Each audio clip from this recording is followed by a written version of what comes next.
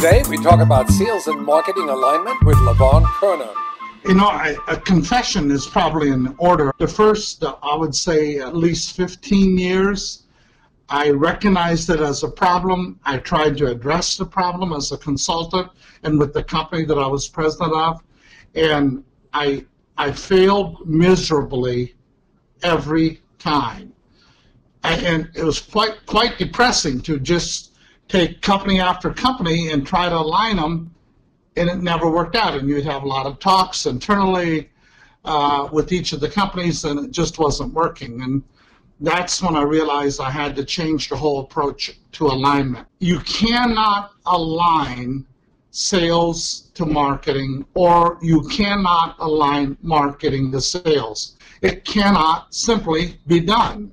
But what you can do is that you can align sales to your strategy, you can align marketing to the strategy, and if you are successful at doing that, then they end up aligned to each other.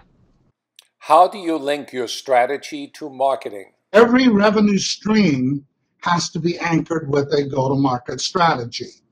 And if I could just quickly name the 4 strategies that are possible, and it's always, in all cases, it always comes down to one of these 4. Strategy number 1 is, do you want to sell in a transactional way?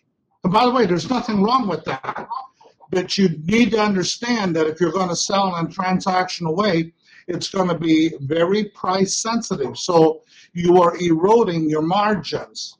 But in the process, you may be cannibalizing the market, and a number of your competitors may not be able to afford to play, and so in some ways, you have really bested them by going low, transactional. Number 2 is when you sell a complete process.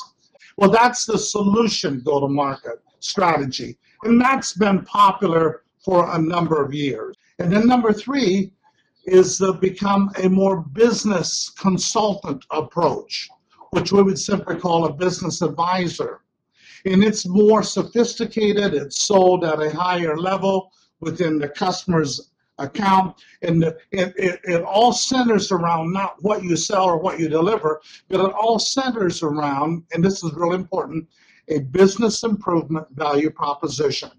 And then the final one is, number 4, is that we're willing to put skin in on the game. We simply call it a partnership approach. It's where you partner to go to market together, and you both share in the reward upside, and you both share in the expense to downside. Once you have identified which of those strategies is in play, then you align marketing to the strategy, and you align sales to the strategy. What are the causes of misalignment? The misalignment always occurs in 3 areas. And area number 1 is what we call the brand or the personality of the company. That may be misaligned to your go-to-market strategy. The other one is market development. They're responsible to bring leads and suspects and prospects, etc., to the table. That's the second area. The third area is the support around opportunities. How does sales and marketing speak with one voice? I want to reestablish, because you can't say it enough and you can't say it loud enough, that once you've identified the strategy, then the message has to be aligned to that strategy. Now we've got a common strategy that we're writing messaging around. That's job number 1. Job number 2 then is, who does the writing of the actual message? And if I can, I'd love to tell you a quick story. We call this the broken Hollywood principle. For instance, in Hollywood, you'll have script writers, but then you have actors. Do note, the actors don't write their own scripts. In Hollywood, you have songwriters, and then you have singers. And so you can see that if you go to a company, most companies, we force the sales or the account managers or the business development people to write the songs and then sing them. And the best salespeople in the world can make a customer dance if They have the music. And so it's the job of marketing to provide the business development and sales organization the music that they then can make the customers dance. How do you align the sales personality with the marketing personality? It's easier than you think, and it's harder than you think. Let me explain that. It's easier than you think if you have clearly defined roles that marketing will do. For instance, is marketing going to be client-facing? If so, then you have to hire more of a sales agility type of individual.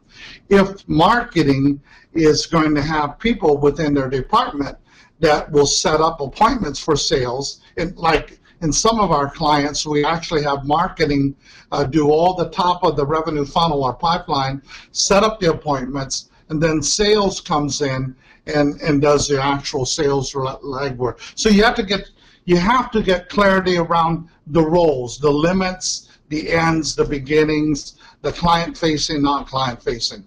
But what we have found is this: the best thinkers are more quiet. The best thinkers are more cerebral. The best thinkers are more academic, and they are the best wordsmiths. And they often, more introverted, they can come up with powerful messages, powerful songs, powerful scripts, if you please, that then salespeople can take. Now, just one word on that. We do not believe that marketing should ever deliver completed messaging. We don't believe that is possible.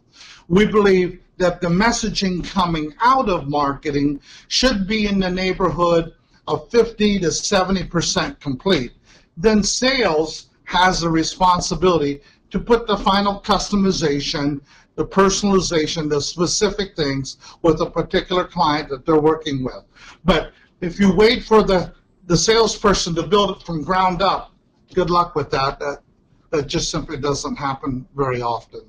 And I should say another thing too, that you never mess with the salesperson's style. That's probably one of the biggest problems that a lot of companies do. They try to recreate people in their own image. Sales managers make this mistake. Marketing people make this mistake. You've got to give a sales guy the room to be true to their own style. I always see style as sacred.